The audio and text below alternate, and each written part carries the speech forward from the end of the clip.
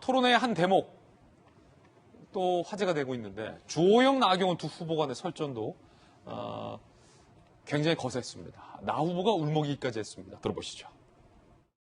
저보고 자꾸 전투력이 없다고 하는데 짖는 개는 물지 않는다는 이야기가 있습니다. 그냥 목소리 높여 떠들고 하면 우리 지지자들에게는 속 시원하게 보일 수 있지만 나 후보가 당 책임을 맡았을 때 했던 그런 강경 보수, 아스팔트 보수 이것은 자꾸 옛날 우리 보수를 연상시킨다. 저보고 자꾸 목소리만 컸다고 하는데 사실 조국 전 장관의 사태를 이끌어내기 위해서 정말 치열하게 자료를 요구하고 우리의 할 일을 했습니다.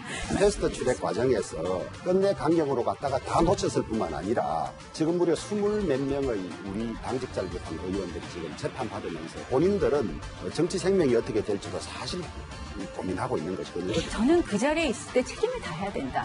그 책임을 다했기 때문에 문재인 정부로부터, 민주당 정부로부터, 민주당으로부터 정말 무한한 핍박을 받았습니다.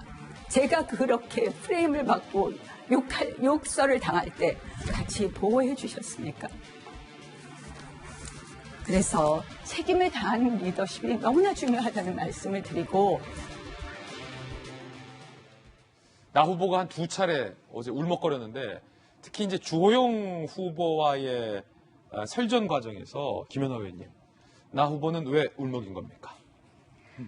아까도 제가 말씀드렸지만 패스트트랙 과정에서 정말 저희 당 의원들이 많은 마음의 상처를 입었죠. 또 일부 의원들은 지금도 재판을 받고 있습니다. 근데 제가 아까 이제 금기 선을 넘었다라고 하는 부분 중에 있어서 같이 싸움에 뛰었던 동지들끼리는 그 싸움이 설사 실패로 끝났다고 하더라도 저는 서로의 상방 간의 탓을 해서는 안 된다고 생각을 했습니다. 근데 저도 저 토론을 보면서 나경원 후보가 제일 아픈 공격이 저게 아닐까. 오히려 이준석 후보나 이제 이렇게 날선 공격을 하지만 막말 갖고 얘기를 하지만 저는 그 어느 그것보다도 저 공격이 마음이 아팠을 거라고 생각이 되고요.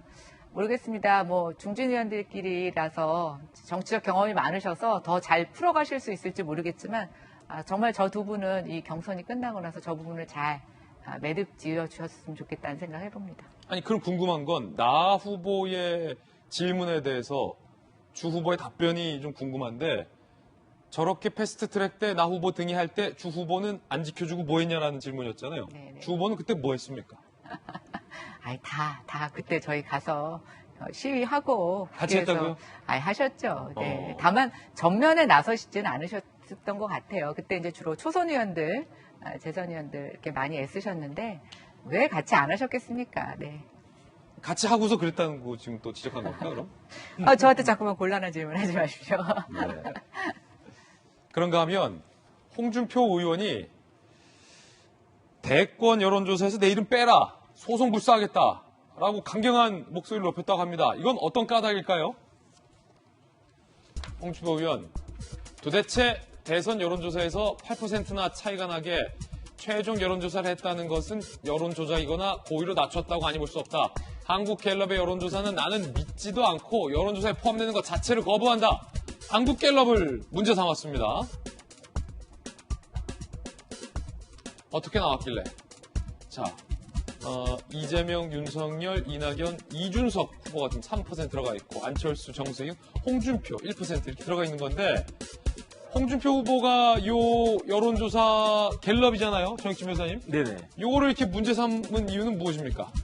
저는 사실 좀 납득은 안 가는데 굳이 그 생각을 해보자면 일단 이준석 후보가 나이가 굉장히 젊잖아요. 그러니까 우리나라 헌법에 대통령이 되려면 나이가 있어야 된단 말이죠. 만 40세 이상. 그래서 피선거권도 없는 이준석을 끼워 넣었는데 그 이준석이 홍준표 의원보다 무려 그 배율을 따지면 3배나. 3배나. 그런데 3하고 1이잖아요. 그러니까 이거는 굉장히 이제 자존심 상하고 물론 다 오차범위 아니지만 그래서 그러한 이제 법적인 이야기를 들어가지고 이건 기본이 안 됐다. 그러니까 저런 기본이 안 된 여론조사 나는 그 믿고 싶지도 않고 그 다음에 인정하기도 싫고 그렇다 뭐 그런 이야기 아닌가 싶습니다. 정익진 변호사님 의견인데 아니 듣다 보니까 정말로 법적으로 기본이 좀 안 돼 있다라는 홍 의원의 지적도 뭐 일견 타당한 점이 있어 보이는데 김영주 의원님 어떠세요? 근데 갤럽 조사는 특이점이 뭐냐면 미리 후보를 정해주지 않습니다. 그냥 오픈으로 그냥 얘기를 하는 거기 때문에 전혀 말하자면 번호 안에 들어갈 수 없는, 그러니까 법적으로는 그 후보가 될 수 없는 그 이준석 이름이 나온 거죠. 그러니까 저는 1%다 2%다가 아니라 자기 이름이 그냥 불식간에 홍준표라는 이름이 누구로부터 나왔다는 것에 대해서 굉장히 좋아해야 된다고 생각합니다. 오히려? 예. 그러니까 아무 생각 없이 누군가에게 지나가는 사람에게도 홍준표라는 사람을 대통령으로 생각하는 사람이 있다. 그걸 가지고 이게 40% 50% 될 수 있고 난 대통령 될 수 있다고 생각하거든요. 여기에 나오는 실제로 대통령이 될 수 없는 이준석을 제외한 모든 사람에게 정세균, 안철수 모두에게 대통령 될 수 있는 가능성은 이 정도 사람에게 있다. 수치가 중요한 게 아니라. 예.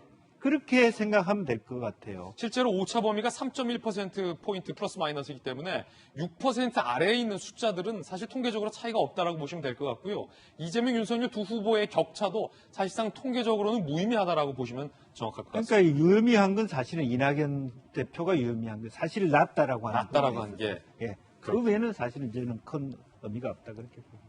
김영주 의원님의 또 흥미로운 분석까지 곁들였습니다.